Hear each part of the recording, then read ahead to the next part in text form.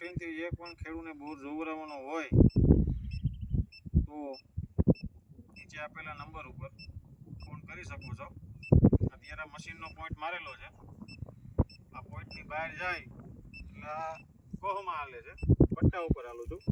પટ્ટાની બહાર જાશું એટલે મશીન ઊભો રહી જશે, દિશા દેખાડે, દિશા મુજબ જાવ એટલે પાછું ફરવા મળશે.